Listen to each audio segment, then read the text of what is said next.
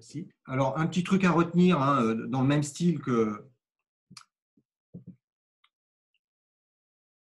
ce que je vous ai raconté ici, hein, c'est-à-dire quand vous avez une équation dérivée partielle très simple, par exemple, si c'est d rond f sur d rond x égale à 0, voilà.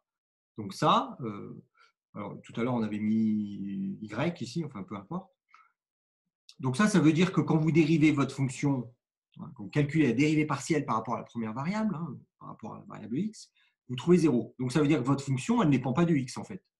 Mais si elle ne dépend pas de x, ça veut dire qu'elle ne dépend que de y. Donc ça, c'est même équivalent, hein, à f de xy égale une fonction, que je peux continuer à appeler psi si vous voulez, de y. Voilà. Donc c'est comme ça qu'on intègre, hein, une équation comme ça, aussi simple que ça. Changement de variable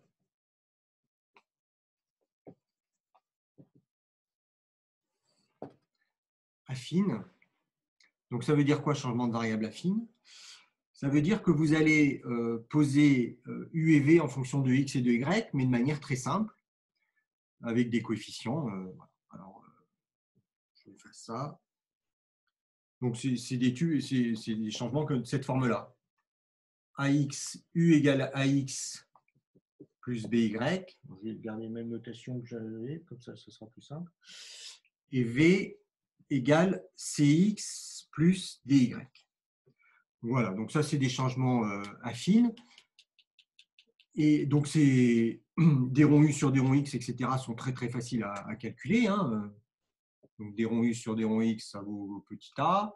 Des ronds U sur des ronds Y, ça vaut petit b, etc.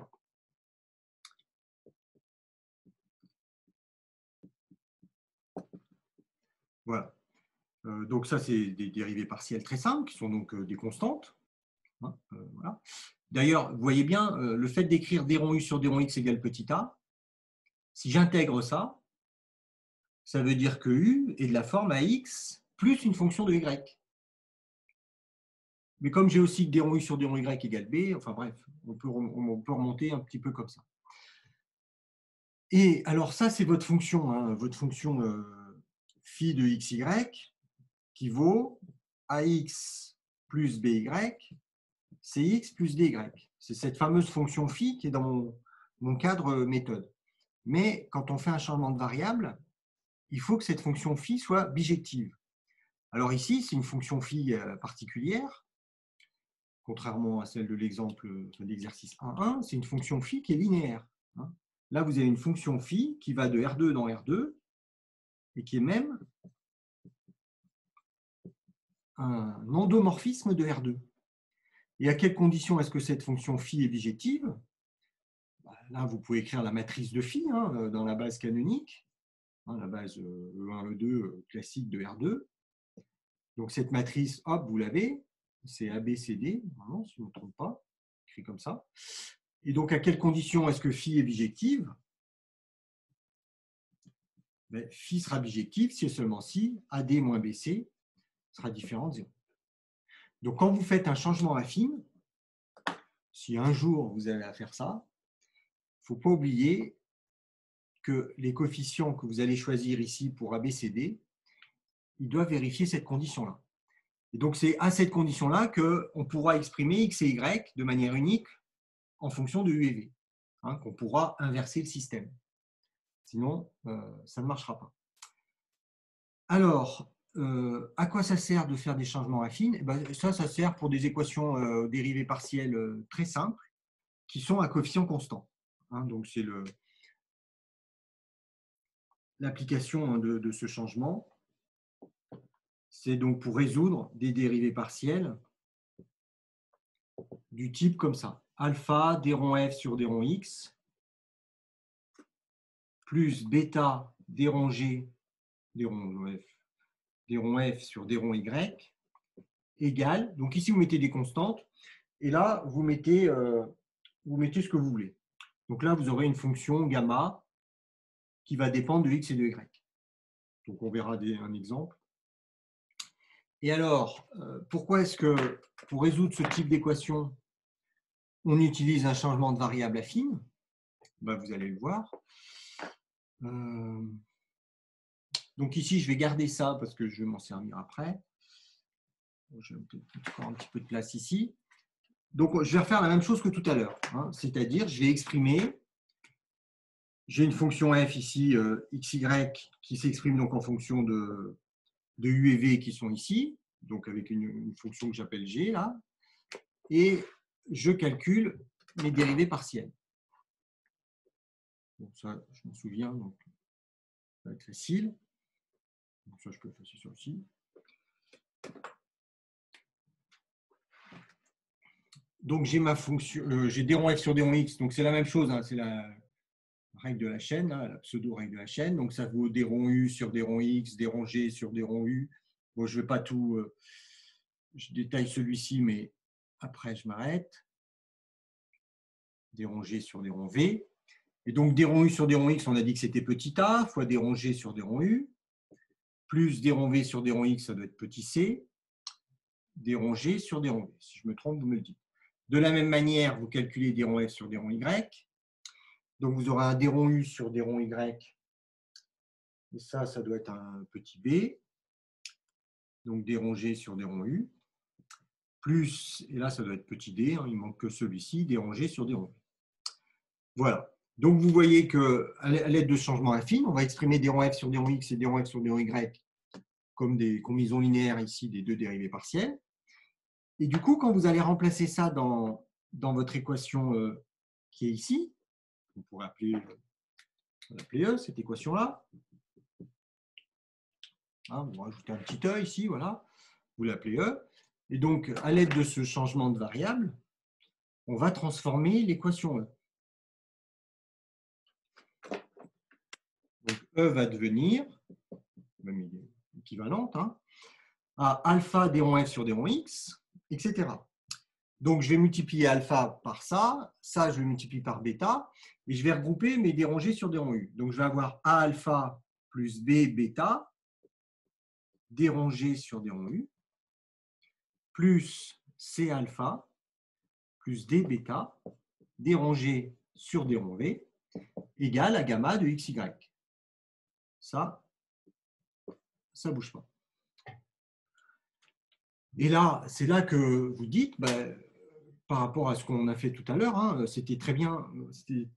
Le principe d'un changement de variable, c'est de tomber sur une équation dérivée partielle plus simple. Et donc ici, comment est-ce qu'on peut la transformer en quelque chose de plus simple? Ben, tout simplement en se disant, ben, si j'arrive, par exemple, alors prenez ce que vous voulez, qu'est-ce que je peux prendre là? En fait, l'idée, c'est d'annuler celui-ci ou celui-ci. Et même non seulement vous pouvez l'annuler, mais il y en a même un des deux. Celui-ci, vous pouvez dire, ah ben, celui-là, je vais faire en sorte qu'il vaut 1 et celui-ci égale à 0. Hein. Donc, on peut choisir alors A et B. Donc, A, B, C et D, tel que, je ne dis pas de bêtises, donc A alpha plus B bêta égale 1 et C alpha plus D bêta égale à 0. Ou l'inverse. Si vous préférez l'inverse, ça ne changera pas grand-chose.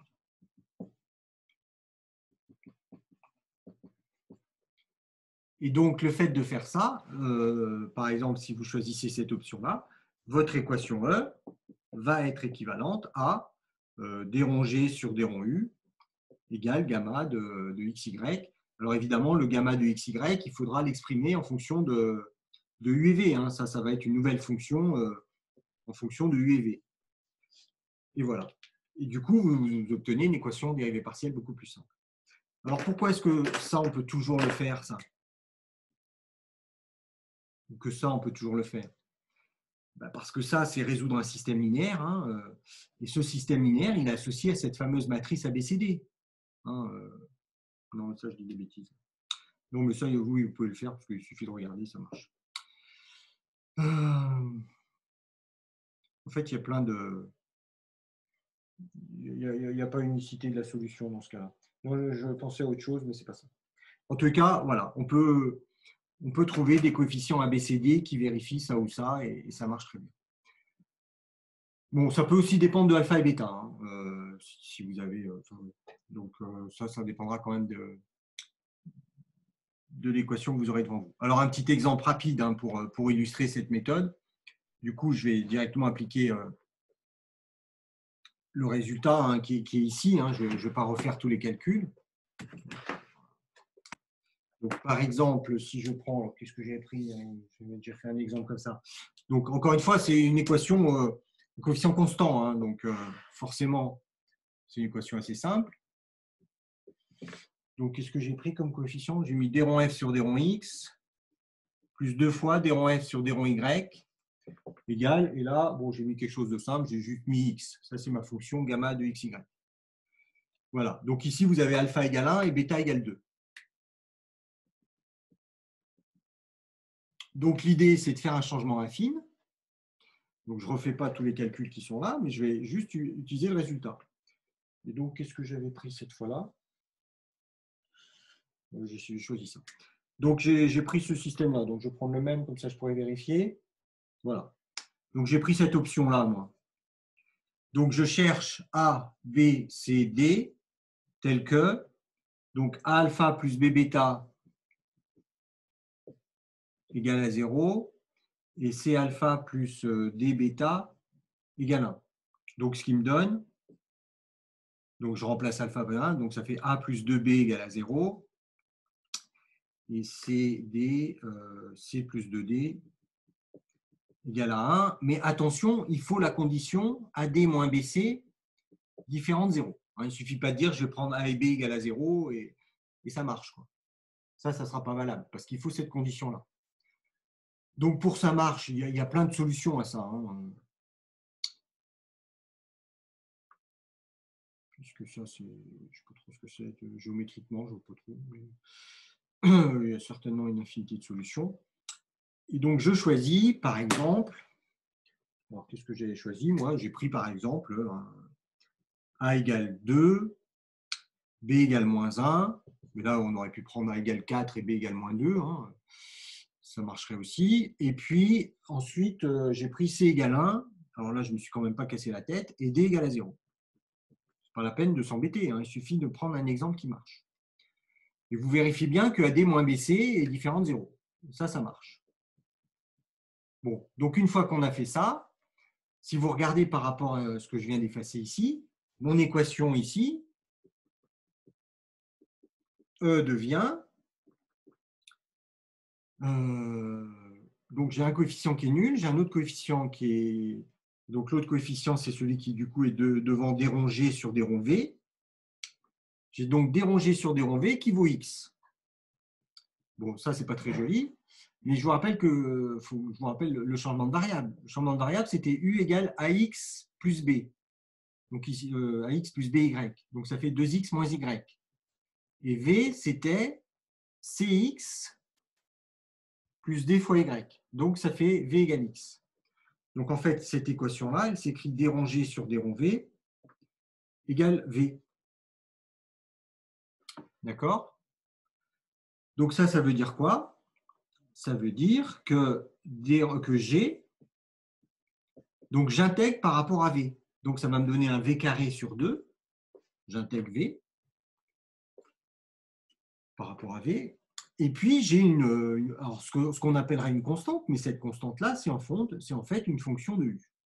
Voilà. Donc ça me donne l'expression de G. Je reviens ensuite en f de xy. Donc c'est V carré sur 2, V c'est x, donc ça me fait x carré sur 2, plus une fonction de U, U c'est 2x moins 1. 2x moins y.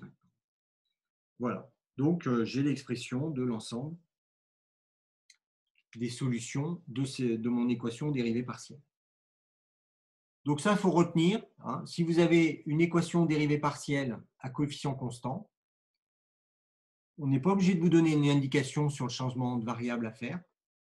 C'est à vous de dire, je vais faire un changement de variable affine. Il y a un autre type de changement de variable que vous serez amené à faire sans qu'on vous indique quoi que ce soit, c'est de passer en polaire. Donc, si on ne vous dit rien, que vous voyez, si ce n'est pas des coefficients constants, tout ça, vous pouvez dire, tiens, je vais peut-être passer en polaire et je vais regarder ce qui se passe. Bon, on verra ça, je vous ferai une feuille d'exercice là et on verra ça la semaine prochaine.